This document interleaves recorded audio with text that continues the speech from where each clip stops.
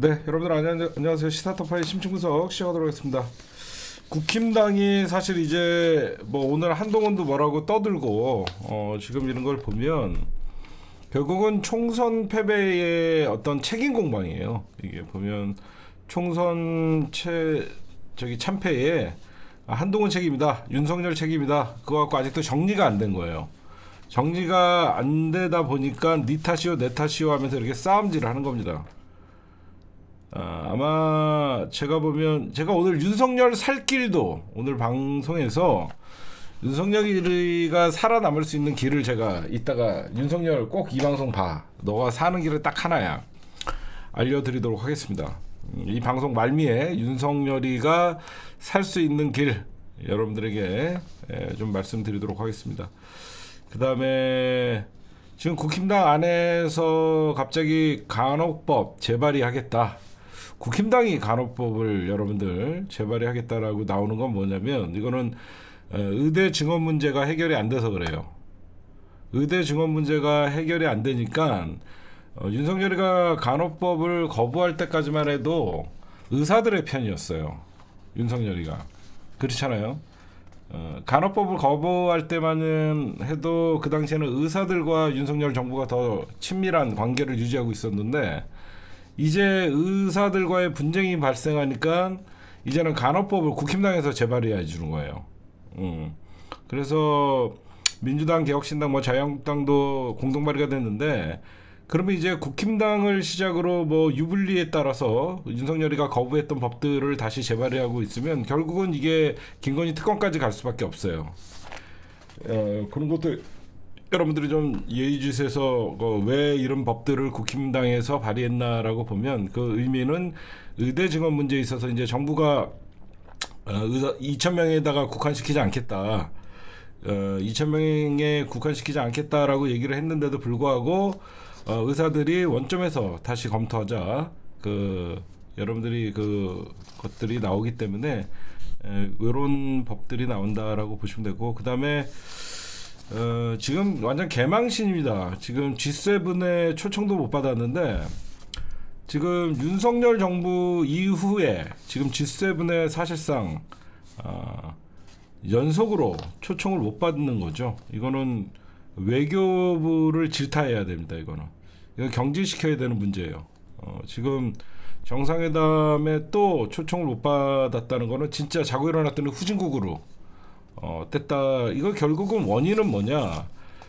미일 중심의 삼각 동맹이라고 떠들면서 외교의 운신의 폭을 스스로가 좁히다 보니까 굳이 다른 나라들에서 미국과 일본만 있으면 되지 굳이 대한민국을 초청해서 어떤 세계 정세의 문제나 이런 것들을 논의할 필요가 없는 거죠. 그렇잖아요. 지금 두 차례 2020년 이후에 두 차례 초청을 못 받았는데 이게 다 윤석열이 임기 때 들은 거예요. 결국은 그러니까 우리나라의 외교의 운신의 폭이 굉장히 좁아들어서 외국에서 그냥 대한민국도 물어볼 필요가 없거든요. 일본이나 미국한테 논의하면 끝나거든요. 그만큼 꼭두각시 외교를 하다 보니까 윤석열한테 굳이 어떤 G7의 이번에 G7이 어디서 열리냐면 이탈리아에서 열려요. 이탈리아 입장에서는 굳이 뭐 대한민국의 의사를 물어볼 필요도 없으니까 이거는 외교부 라인을 전폭적으로 이거는 경질을 해야 되는 문제입니다. 이거는 지네가 이렇게 만든 거예요. 한심하겠죠. 그 다음에 그러면서 우리나라가 대일 굴종 외교를 이어가고 있죠.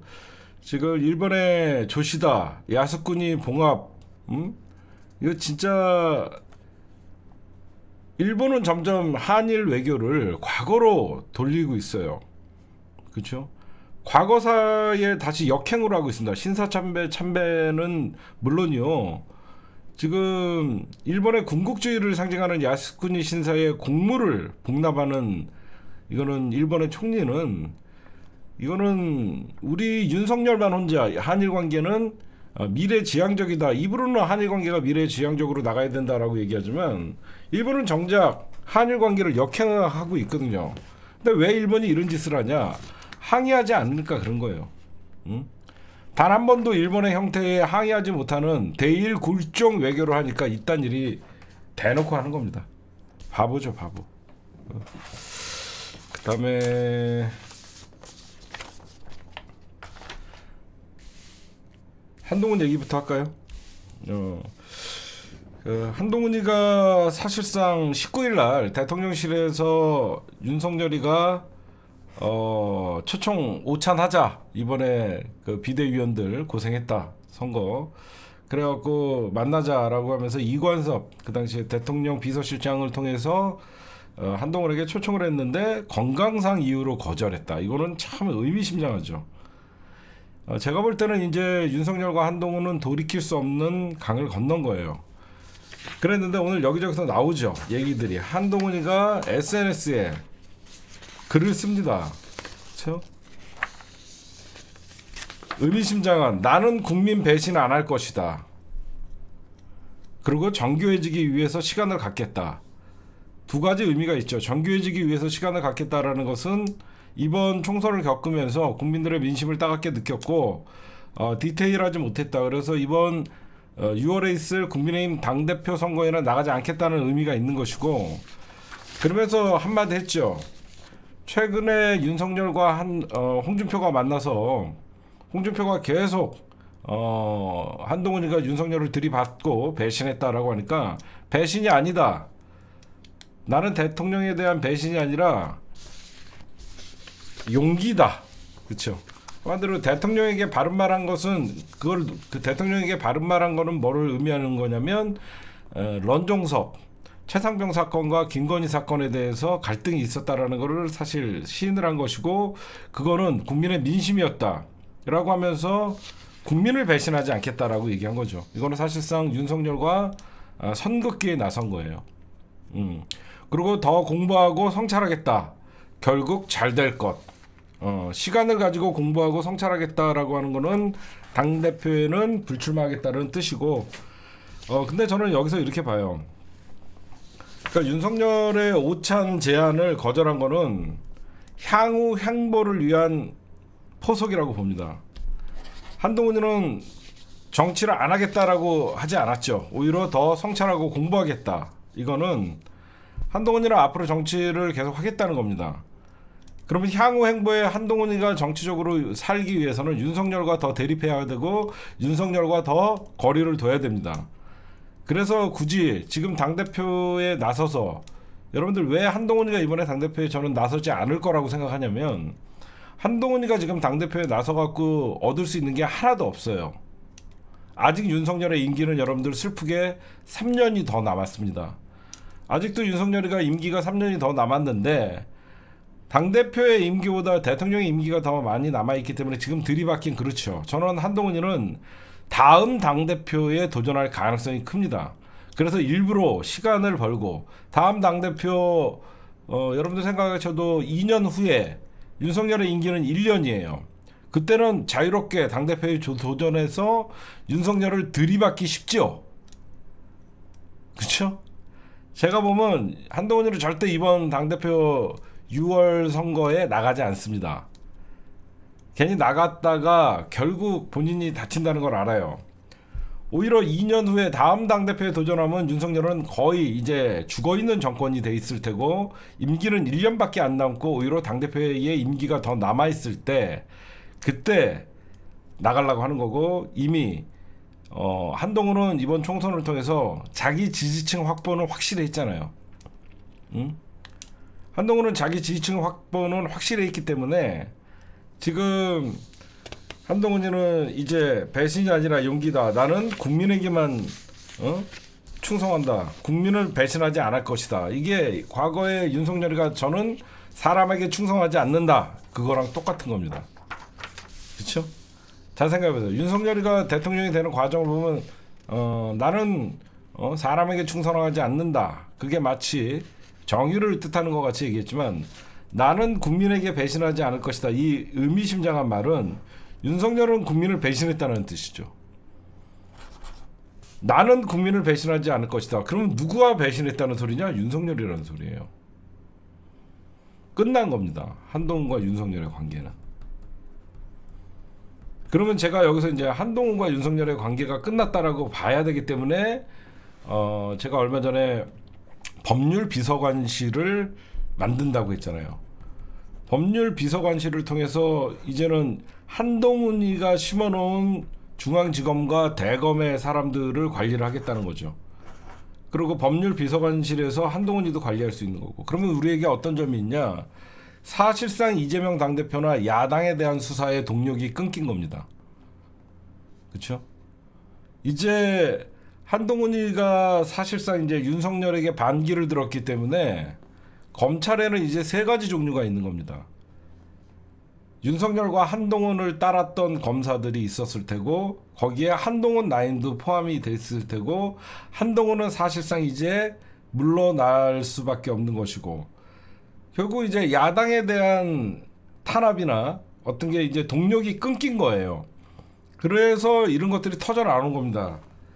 이번에 그 연어 파티 술 사건 이런 것도 아마 이제는 야당의 수사보다는 윤석열, 김건희 뭐 이쪽의 수사가 더 탄력이 붙을 거예요.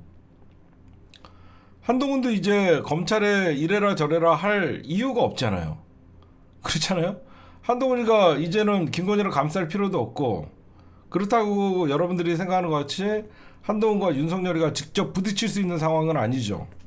한동훈이가 윤석열의 애킬레스건을 가장 많이 알고 윤석열도 한동훈의 애킬레스를 가장 많이 알고 있고 서로 지금 못 건드리는 사이에서 진짜 한동훈이 노리는 거는 윤석열 힘 빠지기를 기다리는 겁니다. 응? 윤석열의 힘 빠지기를 기다리는 거예요. 2년 후면 자기 세상이 온다라고 착각을 하는 거죠. 어떻게든지 이번 총선에서 여러분들 생각해 보시면 국민의힘이나 조중동이나 국민의힘의 수도권 당협위원장들이나 늘 요구한 게 사실상 한동훈에게 윤석열을 들이받으라고 한 거잖아요. 근데 한동훈이가 윤석열을 들이받을 수 있는 상황이 아니었잖아요. 몇 번 들이받을 시도는 했지만 결국 한동훈이가 고개를 숙일 수밖에 없었잖아요.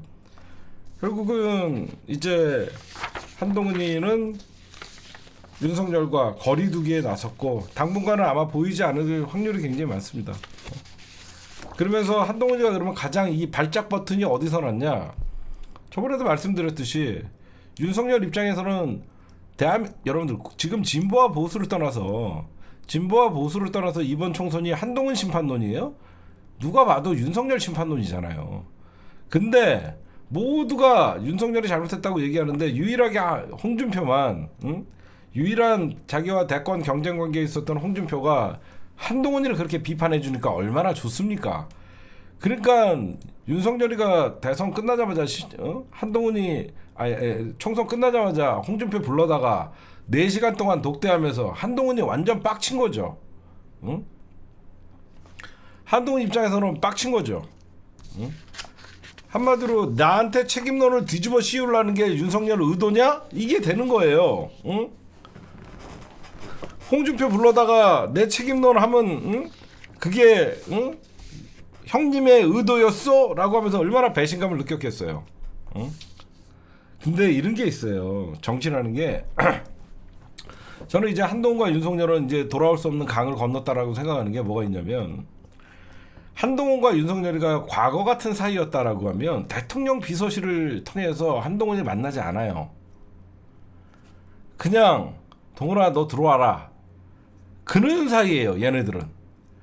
대통령 비서실장을 통해서 한동훈 월요일날 오찬하는데 와라 이런 사이 아닙니다. 그럼 벌써부터 한동훈과 윤석열이가 통화 자체가 불편한 사이가 된 거예요. 그렇잖아요.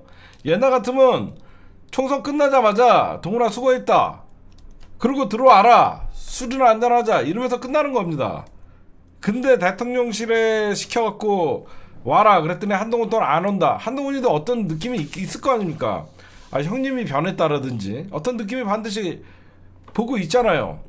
예전 같으면 직접 전화할 사람이 대통령실을 통해서 전화하니까 얼마나 거리감이 느껴지겠어요. 응? 근데 정치는요 역설적인 게 있어요. 뭐가 있냐? 한동훈이는 이렇게 총선이 딱 끝나고 두드러 맞는 게 나쁘지 않는 거예요. 여러분 생각해 보세요. 지금 대한민국 국민들 모두가 윤석열 심판론이었다라고 생각하는데 일부 윤석열이나 윤석열 주변 친은 윤핵관들만 한동훈이가 나댔다, 홍준표나 이런 애들이 저런 얘기를 하면요, 한동훈은 때리면 때릴수록 국힘당 안에서 윤석열 동정론이 뜨는 거예요. 그렇죠?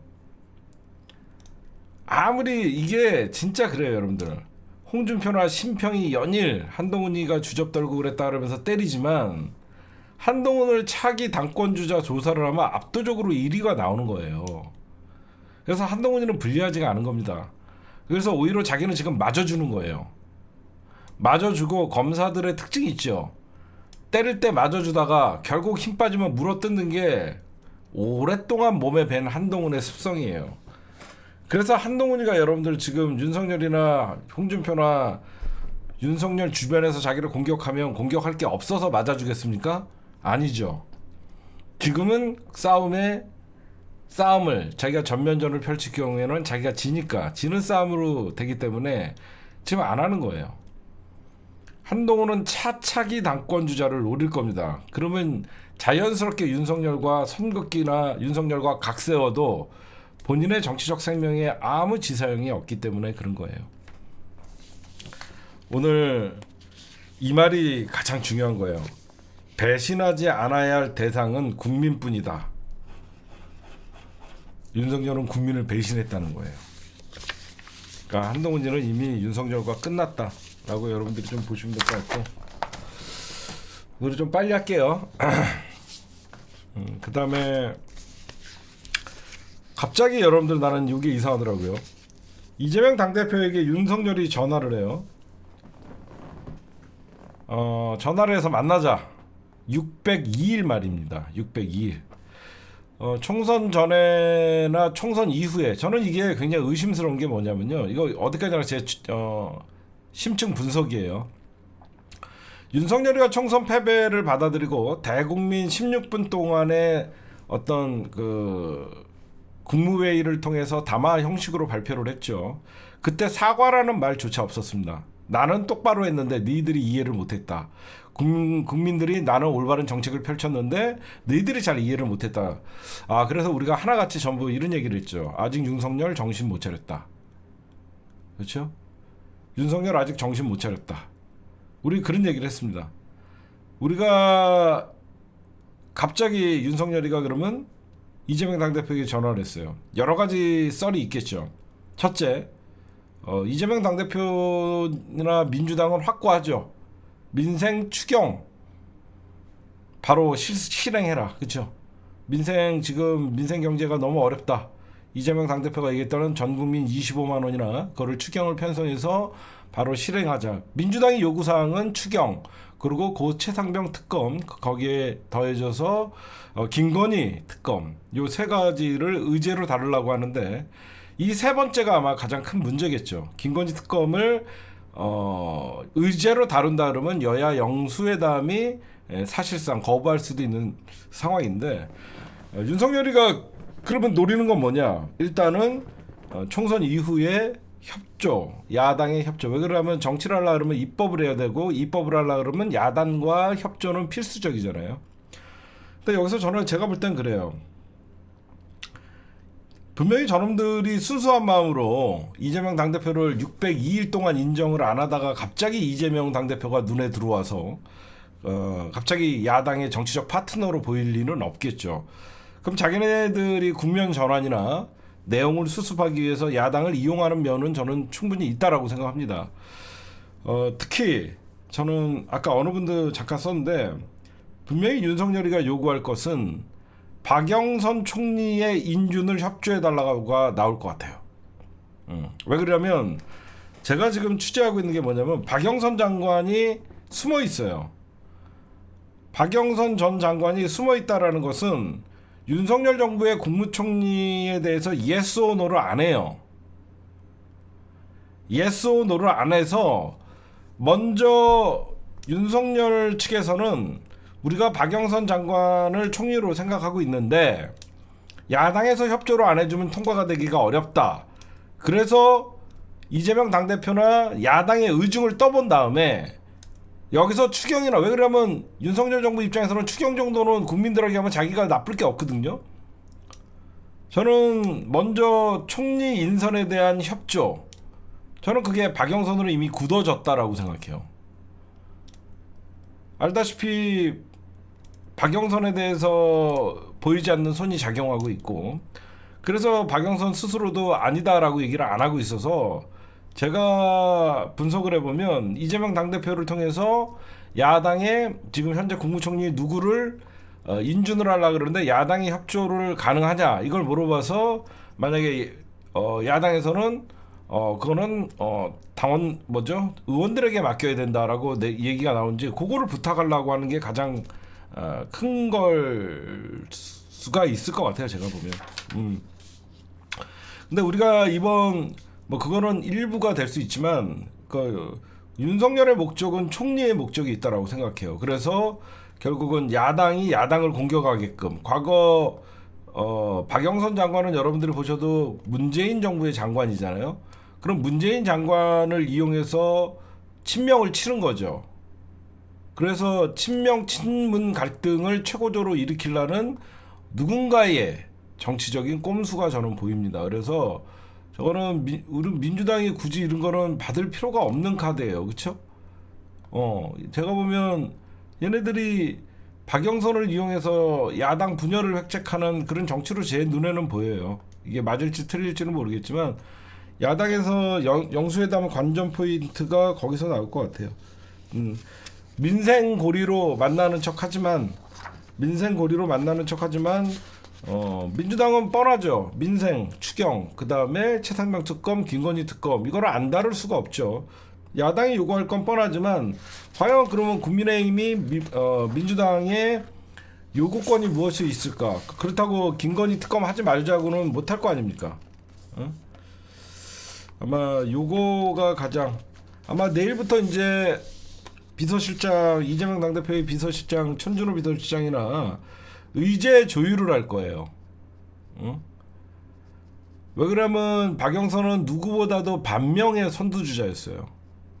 박영선은 반명의 선두주자였기 때문에 박영선을 끌어들이면 친낙계도 끌어들일 수 있고, 그래서 지금 누가 봐도 민주당을 고립시키기 위한 전략이 아닌가, 그렇게 생각합니다. 제가 보면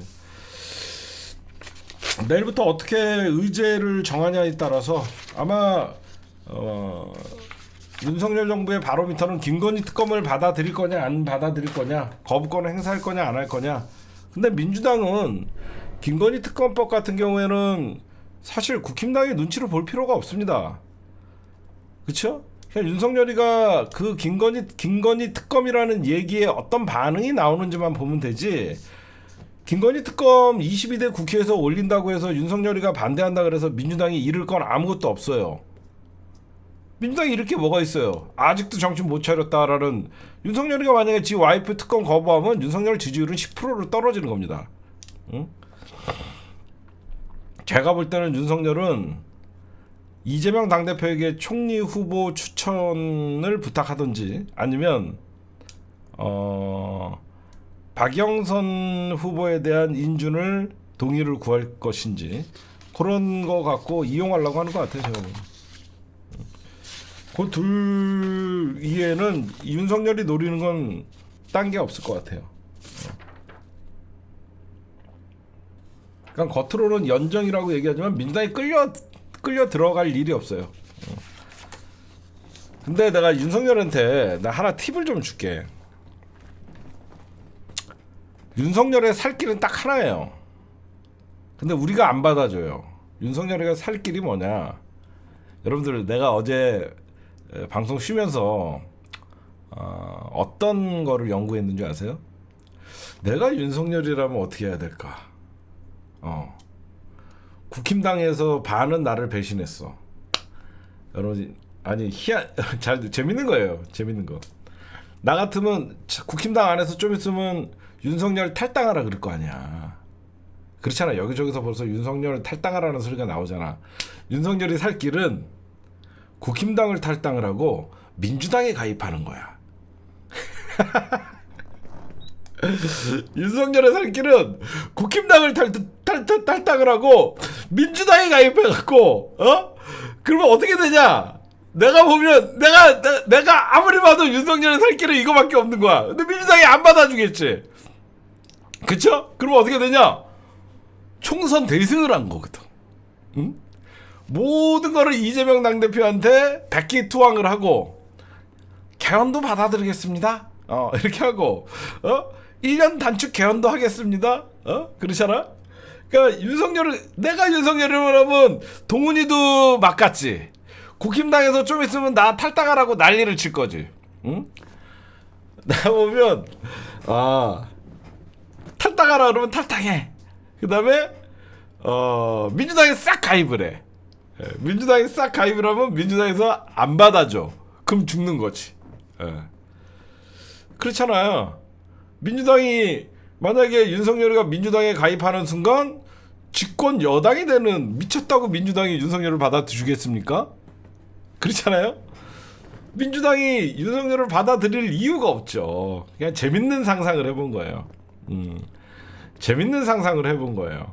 윤석열의 지금 국힘당 탈당의 요구가 여기저기서 나온다. 이제 지방선거를 앞두고 나온단 말이야, 내년부터. 그럼 윤석열이가 국힘당을 탈당해서 민주당에 입당해서 민주당의 입법의 힘을 더불어 개혁에 나서는 거다. 근데 민주당은 미쳤다고 망한 정권의 집권 여당 프레임을 씌워서 받을 필요가 없죠.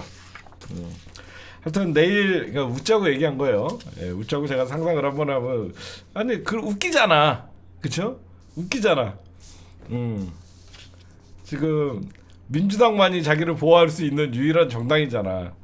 그러니까 이제 백기투항을 해갖고 그런 상상을 한번 해봤고, 그 다음에 이번 영수회담에 가장 중요한 거는 과연 이재명 당대표가 김건희 특검법을 던질 것인가.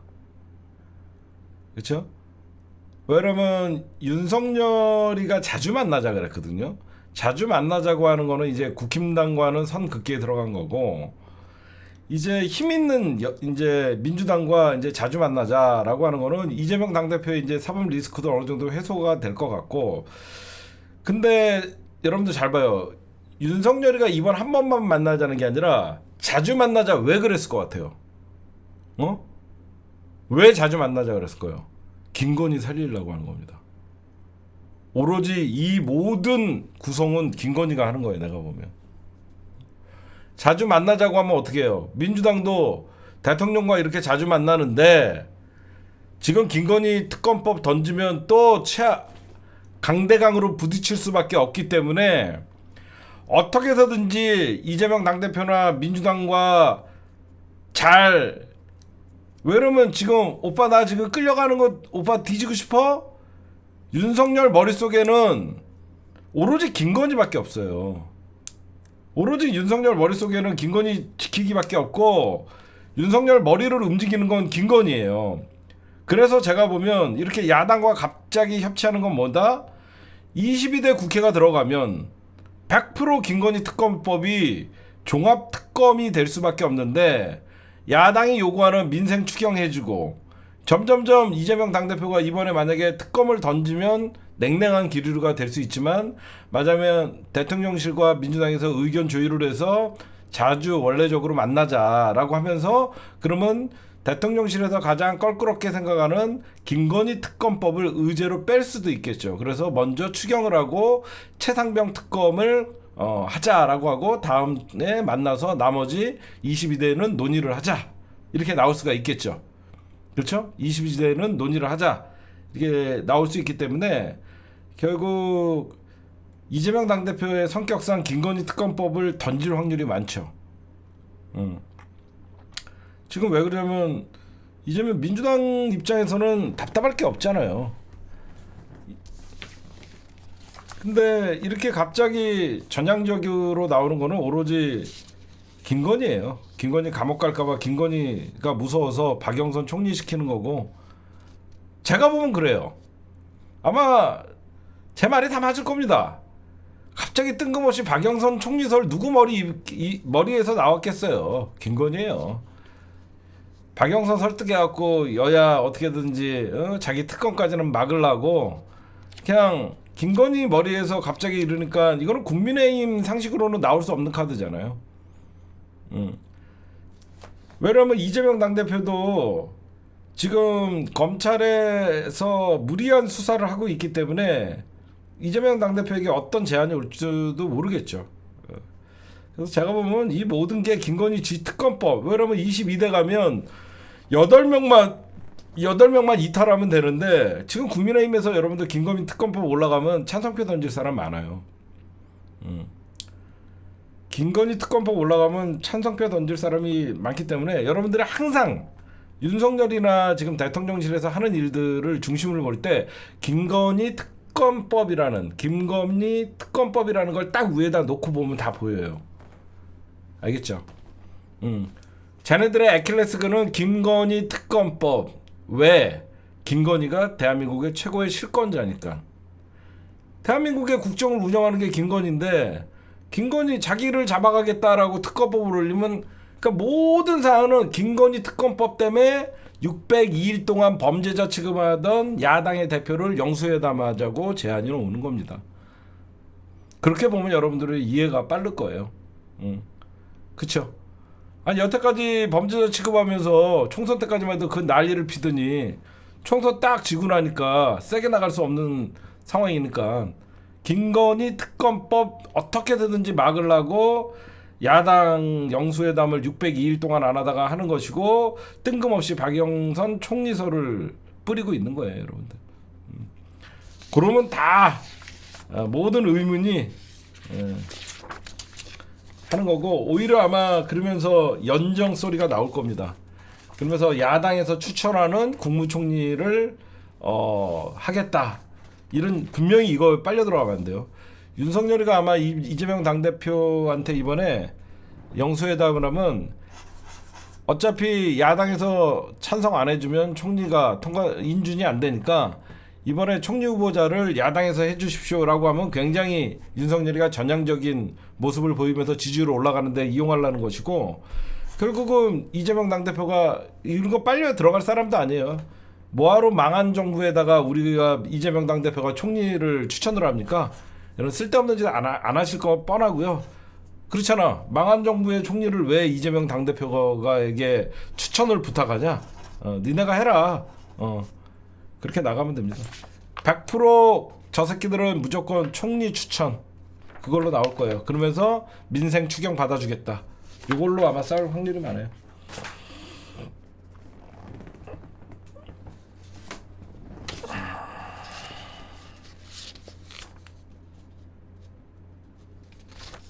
아니 상식적으로 생각해도 여러분들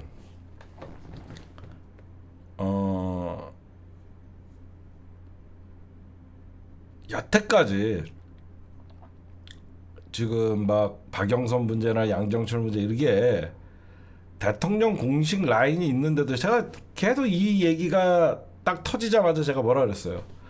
야, 대통령 공식 라인보다 더 힘센 라인이 있기 때문에 저런 말들이 대통령실 관계자라고 하면서 입 밖으로 대통령실 밖으로 나오는 것이다. 그게 레임덕이다라고 얘기했잖아요.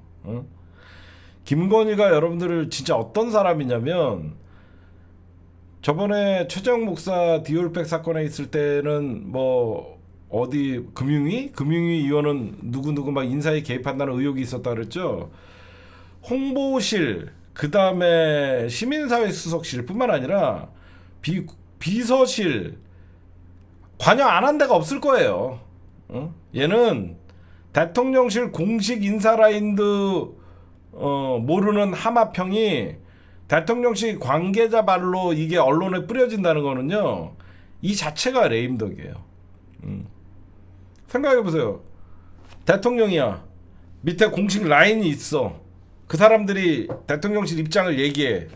근데 보이지 않는 데서 갑자기 국무총리에서 하마평이 나가. 원래 난리가 나야 되는 거야. 어떤 새끼가 얘기했는지.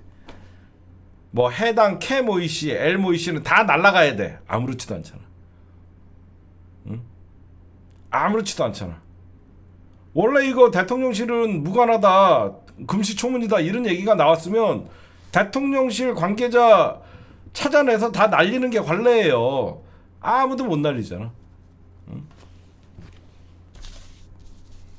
그러니까 하여튼 제가 농담같이 얘기하는 게 아니라 이 나라는 김건희가 지금 국왕이야, 국왕. 응? 그냥 김건희가 모든 인사, 국정농단 다 하고 있다는 거 알고 있습니다. 저는 그렇게 봐요.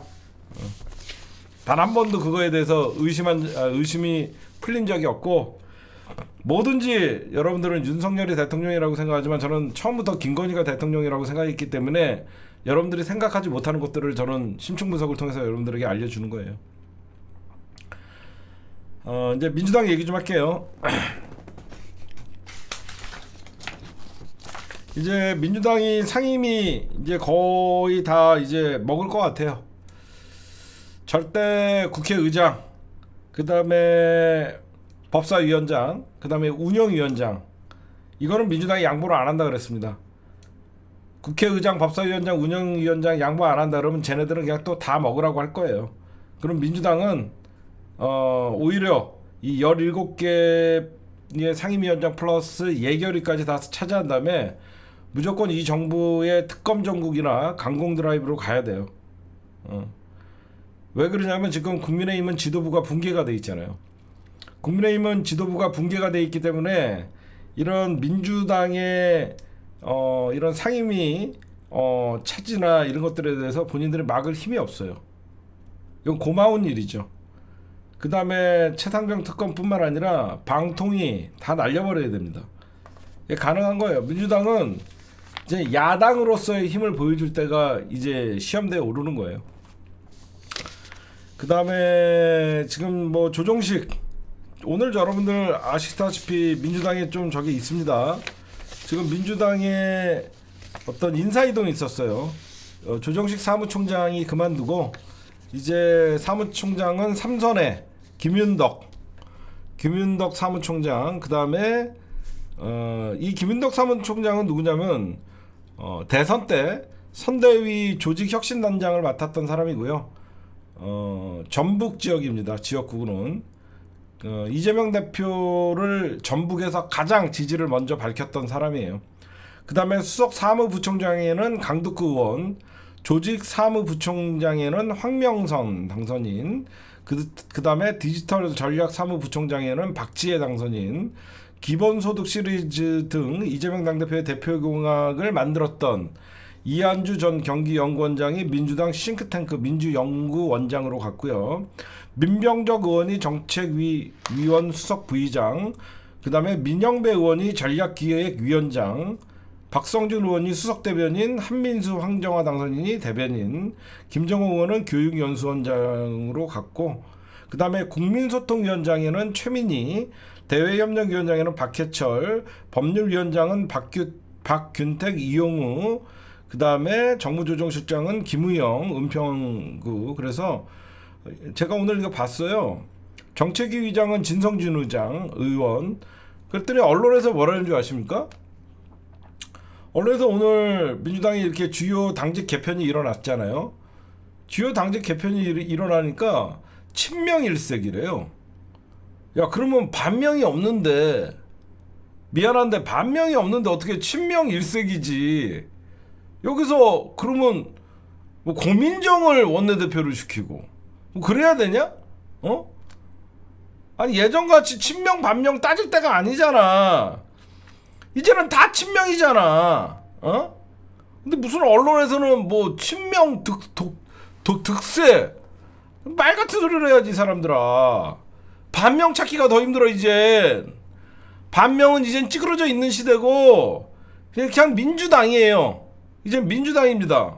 이걸 보고 원래 이렇게 당직 개편하면 이렇게 가는 건데 이게 무슨 이제 와서 뭐 친명 비명 여기서 왜 따지냐고. 반명이 없잖아. 반명 전부 당원들에게 컷오프 당했잖아. 전부 집에 가셨잖아.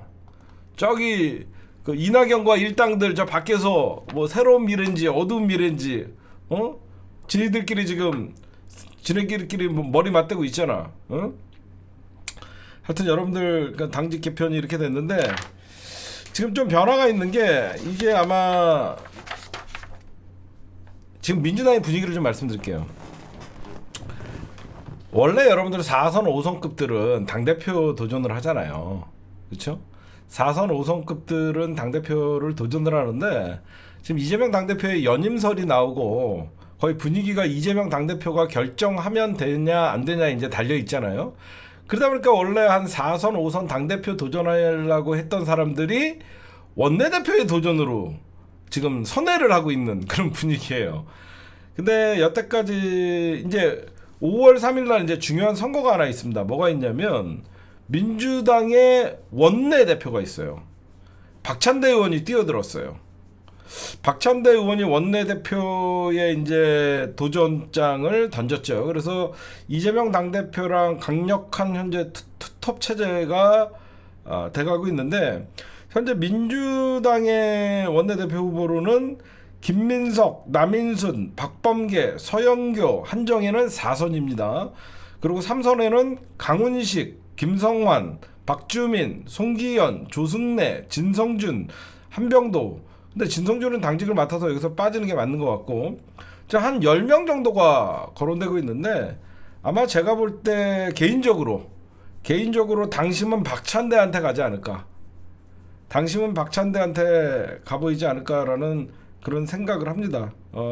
그래서 5월 3일 날 더불어민주당의 이 원내대표는 뻔해요. 벌써 소문이 다 나죠. 이재명 당대표가 박찬대를 원한다. 그럼 박찬대가 되는 거예요. 만약에 이재명 당대표가 서영교를 원한다. 그러면 서영교가 되는 겁니다. 이거는 의원들 사이에서 우리가 원내대표를 뽑을 수는 없습니다. 이건 알아서 소문이 나요. 그러니까 알아서 하시라고 하면 돼요. 예전같이 여러분들 박광온이냐 홍익표냐 이런 걱정거리 필요도 없고요. 이제는 누가 돼도 그렇게 큰 걱정은 없잖아요. 그러니까 우리가 지금 이런 10명의 후보자를 보면서 어떤 생각을 하냐면 사실은 누가 더 충성스럽다를 보고 있죠. 김민석은 급조 친명이라서 좀 불안. 남인수는 좀 아닌 것 같고, 박범계도 친명은 좀 아닌 것 같고, 서영교도 좀 갑자기 친명, 뭐 이러잖아. 그래서 우리가 여기서 보면 아마 좀 나는 박주민 의원 같은 경우에는 원내대표보다는 법사위원장을 맡았으면 좋겠어요. 솔직히 개인적으로는 박주민 의원이 법사위원장을 하기 위해서 원내대표에 나오는 것 같아요. 제가 보면 박주민 의원은 박찬대랑 박주민이랑 붙으면 당연히 박찬대가 유리한 거는 알고 있겠죠. 그래서 법사위원장을 하기 위해서 원내대표에 도전했다가 떨어지는 거, 그런 하여튼 여러분들 뭐 다 누가 돼도 지금 우리가 부를 때는 충성 경쟁이라고 하면 안 되죠. 우리가 볼 때는 충성 경쟁이 아니라 누가 더 개혁적이냐라고 해줘야죠. 충성 경쟁은 조선일보 워딩이죠. 그렇죠? 민주당 원내대표 충성 경쟁, 이거는 조선일보 워딩이죠. 여러분들까지 충성 경쟁이라고 쓰면 안 되죠. 선명성이라고 합시다. 선명성. 알겠죠? 우리는 누가 더 잘 싸우는 원내대표고 선명성이냐의 경쟁이라고 얘기해줘야지 조선일보 워딩을 여러분들이 쓰면 안 되죠. 그 다음에 지금 제가 보면 이제 국회의장도 이제 여기서 좀 시끄러워질 것 같아요. 제가 취재해보면 조정식 추미애 싸움이 치열한 것 같습니다. 조정식 추미애 싸움이 치열한데 좀 여러분들이 보셔도 추미애 당대표가 더 선명하고 그런 건 있지만 이재명 당대표나 지도부에서는 좀 부담이 있죠. 적어도 조정식 의원 같은 경우에는 이재명 당대표와 소통도 잘 되고 뭔가 이게 일이 잘 되죠. 모르겠어요. 국회의장을 더 시원하고 선명성 있는 건 제가 볼 땐 추미애는 맞아요. 근데 당과의 협조 문제는 조정식이 더 맞아요. 그건 제가 아는 건. 그렇죠? 어떤 게 좋을지는 모르겠어요. 추미애 당대표는 예전에 어떤 국무위원을 할 때 보면 좀 마음에 안 들면 당을 들이받거든요. 그래서 이재명 당대표가, 이것도 이재명 당대표가 누굴 지지하느냐에 따라서 되는 거예요. 이재명 당대표가 이제 대놓고 만약에 조정식이 가야 된다 그러면 조정식이 되는 거고, 이재명 당대표께서 추미애 당대표가 이런 어려운 시기에는 맡아야 된다. 모든 제가 얘기하지만 모든 사안은 이재명이 누굴 보냐에 따라서 달려 있습니다. 이재명 당대표가 어떻게 결정하냐에 따라서 다 달려 있어요. 그러니까 우리가 뭐 그런 것까지 뭐 논의를 하면서 싸울 필요 없고, 그러니까 이재명 당대표는 모르겠어요. 이재명 당대표가 저런 게 있어요. 이제 연임이냐, 그렇죠? 대선 직행이냐, 이 두 가지를 놓고 이제 이재명 당대표가 하셔야 되는데, 뭐 지금 보니까 뭐 연임을 하셔도 나쁜 건 없잖아요. 왜 그러냐면 이게 정치공학적으로 보면 연임은 나빠요. 원래 정치공학적으로 보면 당대표 연임하면 굉장히 이재명 당대표한테 나쁜 거예요. 근데 제가 왜 연임을 해도 나쁘지 않다라고 얘기하냐면, 내가 생각했던 정치공학적인 사고를 단 한 방에 다 깬 사람이 이재명이에요. 그래서 저도 모르겠어요. 정치공학적으로 보면 대선 끝나자마자 당대표 도전하는 것도 맞지가 않는 거였잖아요. 그렇잖아. 나는 아예 이재명 당대표의 내 정치 분석보다 이재명 당대표의 돌파력을 훨씬 높게 평가를 하기 때문에 제가 뭐라고 할 수가 없어요. 여태까지 저는 여의도 꼰대같이 정치 분석을 했던 사람이고, 저는 대선이 끝나고 이재명 당대표가 사실 당대표 도전할 때도 이거는 좀 아닌 것 같은데 라고 생각을 했어요. 근데 결국 이재명이 옳았다가 되는 거거든요. 그렇잖아요. 이재명이 옳았다가 되는 거예요. 그럼 이재명이 맞는 거예요. 내가 생각했던 여의도 문법은 굉장히 낡은 사고방식이었다는 거예요. 전 제가 잘못 생각하면 잘못했다고 인정을 하잖아요. 그래서 제 고정관념은 단 한 번도 일어나지 않았던 더불어민주당 당대표의 연임은 좀 아직도 저는 부정적인 생각이 있는데, 만약에 이재명 당대표가 한다 그러면 이재명 당대표는 뭔가 있으니까 하더라고요.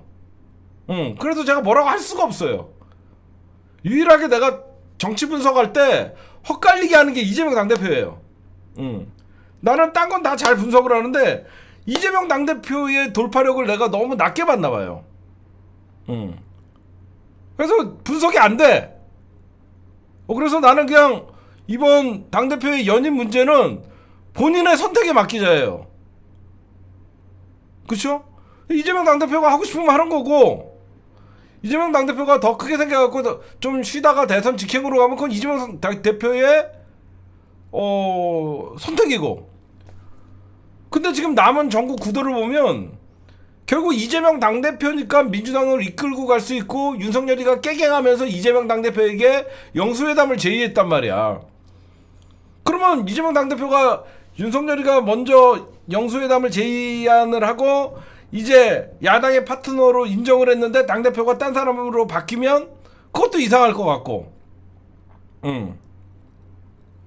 그러니까 내가 이 여의도의 문법대로 정치 분석을 하면, 이재명 당대표랑 비교를 하면, 원래 나는 내 신념에 타서 얘기하는 사람인데 내가 다 틀려. 난 솔직히 여러분들 말씀드리면요, 이재명 당대표가 인천에 나가는 것도 반대였어요. 나는 내가 여의도 문법대로 생각하면 이재명 당대표님은 대선 끝나자마자 당대표를 잡는 것도 내 생각은 별로 옳은 것 같지 않았고, 이재명 대선급인데 무슨 인천에 가갖고 인천에 가갖고 무슨 국회의원을 한다고 하냐, 그것도 내 생각이랑 맞지 않았어요. 이재명은 서울시장에서 오세훈이랑 붙어갖고 날려버리든 막, 나는 좀 큰 생각을 하는데 그게 다 틀려. 내가 지금 지나고 보면. 그러니까 나는 오히려 기존에 있던 대통령에 가는 길, 그런 너무 엘리트 코스만 생각했나봐요. 근데 내가 생각하지 않은 돌파력이, 그리고 이번에 총선도 여러분들에게 저는 내가 잘못 생각하는 건 다 얘기하잖아요. 난 이번 총선도 이렇게 한 방에 물갈이가 될 줄은 한 번도 몰랐어요. 한 방에 물갈이, 아니 내가 계속 나는 반대를 하지 않았잖아. 처음에 나는 이게 맞는 것 같은데 하다 보면 이재명이 맞더라고. 여러분들에게도 제가 이런 얘기 했잖아요. 한 세 번에 걸쳐서 3분의 1씩 바꿔가는 게 오히려 민주당의 공천 과정이 좀 더 안정적이지 않냐 이런 생각을 했고, 한 번에 이게 바뀔 수가 있을까? 나는 그거를 안 된다고 생각했던 사람이야. 어떻게 공천을 180석을 한 방에 다 날릴 수가 있지? 근데 되더라고. 아니 이게 되더라니까. 나는 이게 한 방에 될 줄 몰랐어요.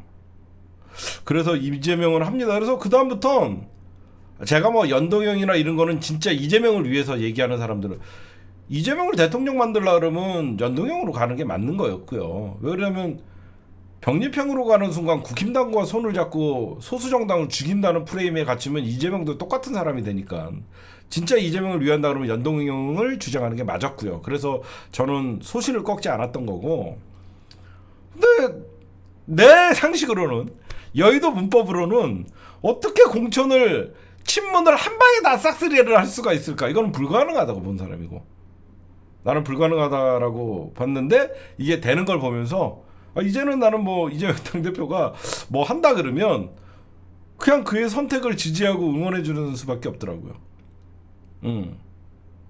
근데 나는 이재명 당대표가 이렇게 자신있게 물갈이를 할 수 있었던 거는 우리 민주당 지지자들 여러분들과 우리의 힘이에요. 우리가 당원 당규 개정하라 그래갖고 그때 1년 전, 2년 전인가요 벌써? 2년 전에 여러분들과 우리가 투쟁했던 그 결과예요. 당원 당규 개정하라 그러고 당대표가 수사와 기소만으로 날아가지 않게끔 우리가 그때 얼마나 떠들었습니까? 그래서 경선에서도 당원들, 그 권리당원들의 참여를 높여달라고 해서 결국은 민주당사 앞에서 우리가 밤새워가면서 그 투쟁했던 결과가 헛된 게 아니라 결국은 당원 당규가 여러분들 바뀌었고, 그래서 이재명 체제가 완곡히 견고하게 있을 수 있었고 날아가지 않고, 그래갖고 여태까지 대의원만 믿고 까불던 일명 수박이라고 하는 비명계 의원들이 다 날아갔잖아요. 그래서 제가 모르겠어요. 그냥 지금 이재명 당대표의 임기가 4개월 남았잖아요, 여러분들. 저는 솔직하게 얘기해요. 뭐 어떻게, 나는 뭐가 뭔지, 이재명 당대표의 선택은 그냥 이제는 뭐 해도 옳은 거고 쉬어도 옳은 거예요. 그냥 그래서 그냥 임기 4개월 남으셨거든요. 그냥 이재명 선택을 어떤 선택을 하냐에 따라서 그냥 박수를 쳐주자고. 내가 먼저 연임이 맞다. 처음에는 난 연임을 반대했어요. 개인적으로는 연임을 반대했어요, 처음에. 근데 이게 돌아가는 걸 보니까 난 처음에 이재명 너무 공격받고 앞에서 더 화살을 맞는데 갑자기 윤석열이 깨갱하면서, 야, 이 윤석열을 깨갱시킨 것도 이재명 아니야, 결국은. 그렇죠? 이재명 당대표가 버티고 살아남았으니까 결국은 윤석열이가 깨갱해갖고 좀 만납시다, 이거 아니야. 그래서 나는 이제 이재명 당대표가 임기가 4개월 남았는데, 이재명 당대표께서 나는 뭐 연임을 한다 그러면 전당대회 하지 말자고 할 거야. 내가 주장하고 싶은 거는 이재명 정도는 추대로 모셔야 되는 거야. 무슨 이재명을 갖고 또 전당대회를 통해서 뭐 해갖고 무슨 99.999 나오면 어떻게 하려고. 그러면 더 우리가 이상해지니까, 나는 전당대회 만약에 당대표 문제는 추대로 가는 게 맞고, 그 다음에 최고위 전당대회에서는 최고위원들이나 이런 사람들 뽑는 게 저는 맞다라고 생각해요. 그럼 만약에 이재명 당대표가 연임을 안 한다라고 하면 그 다음에 이재명이 누굴 보고 있나 보면 되잖아. 여러분들이나 나나 다 정청래가 그 다음에 당대표라고 생각하는데 이재명 당대표가 딴 사람을 보고 있다. 그럼 우리는 딴 사람을 밀면 되는 거예요. 아무리 나랑 정청래 의원님이랑 개인적으로 관계가 뭐 가깝다 그래도 이재명이 정청래를 쳐다보지 않고 딴 사람을 본다. 우리는 그러면 딴 사람을 지지하면 되는 거예요. 지금은 그런 거야. 지금은 그런 분위기야. 그래서 내가 이재명 당대표님의 선택의 만큼은 내가 옳다 이래라 저랬다는 연동형이냐 병립형이냐가 마지막이었을 것 같아요. 아니 내가 이재명 바라기가 아니라 내가 인정을 했어.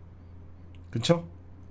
윤석열 임기를 개헌을 통해서 1년 단축시키고 2년 후에 있을 지방선거와 대선을 같이 치른다라고 하면서 민주당이 이번에 개헌을 4년 중임제 대통령제로 개헌을 빨리 이거를, 왜냐면 점점점 윤석열의 힘은 이제 죽어나가는 거니까. 그래서 우리가 무슨 탄핵을 통해서 끌어내려도 2년은 걸려요, 잘못하면. 그쵸? 이렇게 탄핵을 통해서 민주당이 잘못하다가는 이 국정에 혼란을 줄 수 있기 때문에 저는 탄핵은 반대예요. 지금 탄핵을 왜 제가 반대했냐면 시간도 걸리고 헌재에서 괜히 또 기각 처리돼 버리면 이게 헌법재판소 마음이라서 우리는 당연히 탄핵 사항이라고 얘기했는데 헌재 소장이나 전부 윤석열 동기나 다 그런 놈들이잖아요. 그러다 보니까 난 탄핵보다는 민주당의 입법의 힘으로 4년 중임제 개헌을 통해서 1년 단축시켜버리고, 여러분들 1년만 윤석열 임기 단축돼도 내년이면 끝이에요. 내년이면 윤석열, 그 다음에 내년이면 선거철이에요. 지방선거. 그 다음에 윤석열 임기 끝나는 거고. 그렇잖아요, 여러분. 우리가 만약에 윤석열을 탄핵시키기 위해서는 또 길거리에 나가서 5개월, 6개월 촛불을 들면 또 국회에서 탄핵 절차를 밟고 서로 양당이 합의하고 그게 거의 한 6, 7개월 걸리고 통과되면 헌재의 심판을 또 기다리고, 저는 이런 국정에 우리 국민들의 어떤 심각한 에너지 소모가 있을 바에는 일단 헌재를 못 믿고, 그렇죠? 일단 헌재를 못 믿고 어떻게 해서든지 민주당이 지금 개헌을 찬성하는 게 한 192명, 이준석 신당까지 하면 192석 정도 되잖아요. 그럼 저쪽에서도 윤석열과 이제 그러니까 선긋기 해야 되는 국힘당이 이제 내년 되면요 전부 지방선거거든요. 지방선거 분위기예요. 이제 내년 중반기 넘어가면. 그럼 이제 윤석열 갖고는 지방선거 이길 수 없는 분위기다라면 국힘당에서도 8명이 뭐예요? 20명이건 30명 개헌하자. 이거 5년짜리 대통령 갖고 이거 계속 하다 보니까 이게 안 된다라고 하면 4년 중임제 개헌할 수 있어서 민주당은 이번에 특검 관철시키고 국정 주도권 잡은 다음에 윤석열과 이재명 당대표가 만났을 때 이재명 당대표가 윤석열에게 던지는 거죠. 이렇게 나라 운영하면 안 됩니다. 1년 임기 단축하시고 4년 중임제 개헌하십시오. 이재명 당대표가 던져야죠. 그렇죠? 그러면 어떻게 되냐? 여야 합의할 것 없이 여러분들 대통령에게는 저런 권한이 있어요. 대통령은 개헌안을 만들 자격이 있어요. 그래서 문재인 정부 때도 4년 중임제 개헌안을 만들어서 국회에다가 보냈었죠.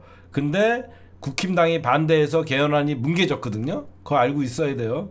그래서 이재명 당대표가 윤석열을 압박을 해서 4년 중임제 개헌안을 대통령실에서 국회에다가 올리면 우리가 찬성해 주겠다. 그렇게 해야 되는 거예요. 그래서 제가 한심한 게 자꾸 무슨 조국 대표나 문재인 대통령이 무슨 의원 내각제? 이런 얘기하는 애들 진짜 좀 가갖고 니들 좀 찾아보라고 얘기해주고 싶어요. 응? 문재인 대통령이 4년 중임제 대통령제를 만들 때 그 실무 작업을 한 게 조국이야. 응? 그게 실무 작업을 한 게 조국 대표예요. 응? 뭔 말인지 아시겠죠? 개헌으로 임기 단축 그거는 법에 어떻게 적용하냐에 따라서 다른 거예요. 지금부터 적용하냐 다음부터 적용하냐 그거에 따라서 다 다른 거니까 그거는 국회에서 어떻게 만들기 나름이에요. 그 당시에 문재인 대통령이 4년 중임제 개헌안을 국회에 만들어서 보낼 때 그때 그 실무 작업을 다 헌법학자인 조국 장관이 만들었는데 무슨 조국이 내각제 세력이니 정신 나간 인간들 왜 이렇게 많니 요즘? 왜 이렇게 정신 나간 애들이 이렇게 많니? 좀 정신 좀 차리자. 하여튼 그래갖고 오늘 제가 여러분들에게 말씀드리고 싶은 것은 일단은 윤석열이가 이재명 당대표를 만나려는 것은 결국은 뭐 대연정이니 이렇게 하면서 지지율 반등이나 이 총선 국면을 돌파하기 위해서 이재명 당대표에게 영수회담을 신청한 것이고, 윤석열이가 아마 이재명 당대표님한테 요구할 것은 이재명 당대표는 첫째가 민생을 얘기할 거 아닙니까? 추경하자. 그래서 전 국민에게 25만 원씩 나눠주자라고 얘기를 하면 추경 검토해보겠다 긍정적으로 이런 얘기 나오면 총리 추천해달라 뭐 이렇게 하면서 그 이면에는 박영선을 만약에 추천하면 인준을 해줄 것이냐 그런 딜이 있을 것 같아요, 제가 보면. 그러고 나서 이제 내일 의제 조정이 중요하거든요. 이제 실무자들이 만나갖고 어떤 의제를 다룰 것이냐. 민주당은 당연히 민생 법안을 위해서 추경을 다룰 것이고 고체상병 특검을 의제로 올리려고 할 것이고, 과연 민주당이 장기적인 윤석열과의 대화를 염두에 둔다 그러면 김건희 특검은 첫 번째 회담에서는 뺄 가능성이 있지만 과연 어떻게 나올지. 만약에 내일 김건희 특검도 의제에 포함시킨다 그러면 윤석열이가 받기가 쉽지는 않겠죠. 첫 번째부터 김건희 특검 받으실 겁니까 안 받으실 겁니까 하면 그거 제 마음이 아닙니다. 사실 저는 받습니다. 저 그거 괜히 제가 섣불리게 얘기했다가는 저는 밤에 가면 나 맞아 뒤집니다. 이렇게 하면 안 되잖아. 그래서 제가 볼 때는 이재명 당대표께서 내일 김건희 특검을 의제로는 올릴 가능성은 희박하다. 진짜로. 왜냐면 이재명 당대표는 첫째도 민생, 둘째도 민생, 그건 누가? 이재명이거든요. 굳이 김건희 특검법 때문에 민생, 우리 국민들에게 25만 원씩 나눠주는 게 막힐 수도 있기 때문에 자주 만난다고 했으니까 첫 번째는 제가 볼 때는 추경, 그 다음에 고체상병 특검, 전세 사기 대출 국정조사 또는 특검, 이태원 참사 요 정도는 나올 수 있지만 먼저 추경을 하고 나서 다음 영수회담이나 그럴 때는 김건희 특검 22대가 시작한 다음에 22대 국회가 시작한 다음에 영수회담을 한 번 더 할 때 김건희 특검을 얘기하는 게 맞죠. 아직은 21대잖아.